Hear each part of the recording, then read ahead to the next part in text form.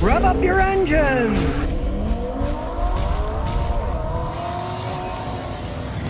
Nicholas Young says, what's your opinion on 2011 Ford Crown Police Interceptor?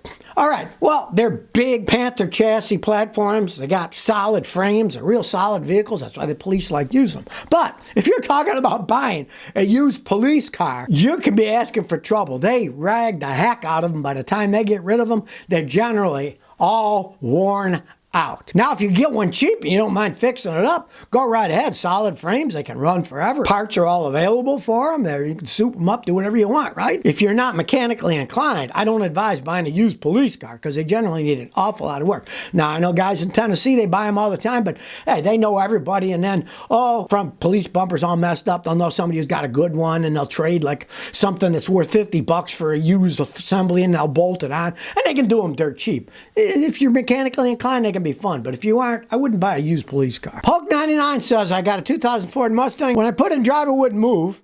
The RPM would go up, but it wouldn't go anywhere.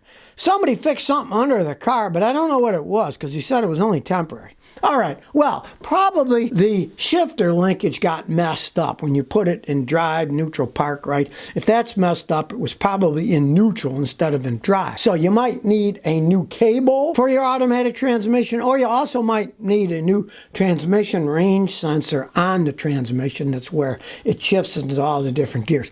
That's probably what happened because they're rubbed up and didn't go anywhere. But somebody went under there and all of a sudden it started moving. I'm assuming that maybe the cable was bent or something and he unbent it. I'd say replace the whole thing myself so you don't get stuck again. Because if he just went under there and did something quick, that's about the only thing. Because normally when they start slipping and rev up, the transmission's shot. And he certainly didn't replace the transmission going under the hood. Okay, it's fixed. Probably put a new cable and new transmission range sensor on the thing. Hulk99 says, I have a 96 Subaru SVX with a coolant leak. It was leaking by the thermostat, but I changed it. So where's it leaking from? The best thing to do is pressure test it. Then you see where it's squirting from. Now, you said you changed the thermostat, but realize this. A lot of that crap is plastic. You change the thermostat itself, and I'm assuming you put a new gasket in, right? But a lot of that crap is made out of plastic. It warps, cracks, and leaks. So in that case, you buy the entire thermostat outlet assembly and replace that. Like I say, the best thing to do is pressure test it because it is a Subaru, and you want to pray it's not the head gasket leaking and coming out. But any pressure tester, when you pump it up, it'll start blowing the coolant out of where the leak is when you pressure test it. So then you're going to find out exactly where it's coming from. And it could easily be the outlet. The plastic crap is just junk. They make it because it's cheaper to make them. But of course, if it was a metal piece, it would last forever because metal's hard, right? But the plastic stuff is just plastic, and eventually it gets brittle, cracks, and leaks, where metal isn't going to get brittle, crack, and leak under the hood of a car. It doesn't get hot enough. It definitely gets hot enough to destroy the plastic. Grande Padre says, does direct injection cause carbon buildup? Can direct injection cause too much carbon buildup on the valves? Well, of course it can. See, the problem is, on older style cars, they had normal port fuel injection, which means the fuel injectors are on the intake manifold. So when they spray gas, they spray them into the intake, and then gasoline gets sprayed over the intake valves and sucked into the engine. Gasoline is actually a very good cleaner. It cleans stuff off, right? But when I went to direct injection, the injectors spray it right into the cylinders themselves. The intakes only have air coming in. Now, it would be fine if it was only air, but it's not, because cars have PCV system, positive crankcase ventilation. Instead of letting a little bit of oily smoke come out of the car and pollute the atmosphere, they burn it using a PCV valve. Well, there's always a little bit of oil in that, right? Well, now the little bit of oil comes in, and since it's coming in the intake, it gets on the intake valves on the inside. The oil gets on there, then it burns on there, and it creates carbon buildup. On the old cars, the gasoline spraying kept it from happening. It kept it clean. But now there's nothing coming in to clean it, so they build up. That's the problem with them. Now, there's new systems like Toyota that have dual. They have port and direct injection. They don't have that problem because they still spray and have some cleaner. And a lot of them have better PCV systems than they used to. They really don't have that problem. But I've seen Volkswagens that had like 2 inches of carbon buildup. They were so crappy. They're so poorly made and designed. So I'd say never buy a Volkswagen. They're just not worth the money. They fall apart as they age, and they cost a fortune to maintain. DHD29 says, think about new struts. What are your opinion on Gabriel struts? My car struts are leaking. I was going to replace them with KYB. The Gabriel struts are half the price and have relatively good reviews. I got a 2009 Lexus IX250. All right, do not put the Gabriel struts on. They're garbage. They have relatively good reviews. Don't believe any of those reviews that you read on any of those sites, Amazon, whatever, because 90-something% of them are generally fake ones. They'll say, actual purchase. Yeah, because the company tells them, you buy it, we'll refund your money, but say good things about it, right? And then they have those ones where you get it for free.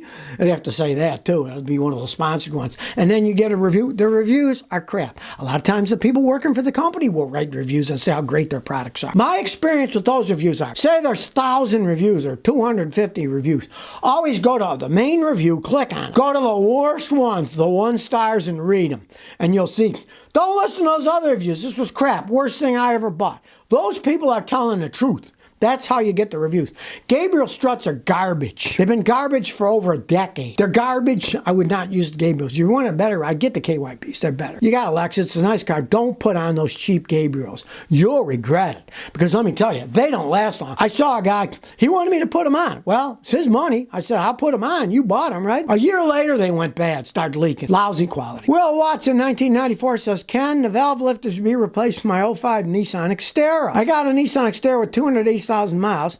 And it's clicking. My mechanic says, don't bother fixing it. It's too much money. Either replace it with a rebuilt engine or drive it till it stops. I love the truck. What should I do? Don't try to fix it. I agree with your mechanic entirely. You can change lifters and stuff, but realize 287,000 miles. No one knows what's really worn. And generally, I know. Yeah, the lifters could be worn, right? But the cams are too. The cams are worn too, and they cost a fortune. And with 287,000 miles, it's stupid to attempt to take your engine apart and fix it.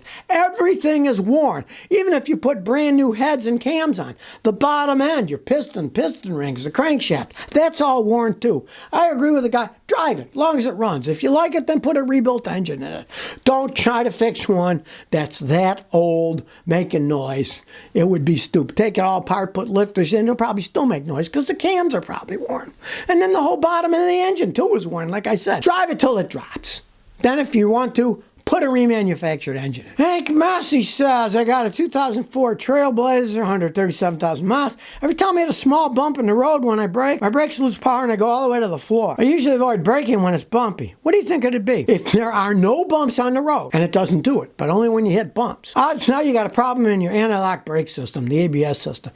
Because if you had something like a bad master cylinder, you had a leak in the system that made it go to the floor, it doesn't matter whether you're hitting bumps or not. Right? But when you hit bumps, the wheels start moving around. The ABS system, if one of the valves has a problem, when you're hitting the bumps, it's electronic and hydraulic, then those actuators could act up and then dump the fluid and it go down to the floor. Now, if you find you're not losing fluid anywhere, I mean, if you're losing fluid, you got a leak and you got to fix it. So check your brake fluid level. But if the level stays same and you're not losing fluid, it would have to be leaking inside itself. And it would easily be, I know the GM products, often the ABS modulator, the big expensive brake modulator that all the lines go to, is going bad. It's typical on those. And I can just about guarantee you it's the ABS modulator going bad. Well, drinking, speeding, and wearing an ankle monitor do not go together. Back in Houston, where I used to be, there was a woman driving her Porsche 100 miles an hour in a 30-mile-an-hour zone, wearing one of those ankle devices that the police give you, right? She was 4 to 5 times the legal drunk limit, so obviously she was drunk. And here's the thing. She did it outside of downtown Houston, on Westheimer and Wall. She was doing 100 miles an hour in her Porsche, drunk with an ankle monitor on. But then she killed a guy, totally drunk. It just is mind-boggling, the things that people do, the stupidity that people do. Going 100 in the 30 zone drunk with an ankle monitor on. What could possibly go wrong? They should put her in jail for stupidity. They should have a jail for people that are just plain stupid and put them in there forever. Because, as the saying goes, you can't fix stupid. So now she's up for manslaughter. They list her as unemployed because her husband's like a rich stockbroker, right? There are 2 other people in the car. and they were okay. They said that, oh, they were going to get something to eat. This was 6:52 in the morning. They're obviously drinking all night, drunk. They're going to get something to eat, going 100 miles an hour in the 30 zone. I guess they were really hungry, right? Well, I hope they throw the book at this woman. But then again, she has a very rich husband, and we know how our legal system works in this country. Money talks and BS walks. Well, let's hope they put her in jail for manslaughter. The family of the man who was killed is suing them for $1 million, which they'll probably get. Don't make bad life choices, especially not 3 of them in a row while you're drunk doing 100 in the 30 zone with an ankle monitor on. So if you never want to miss another one of my new car repair videos, remember to ring that bell.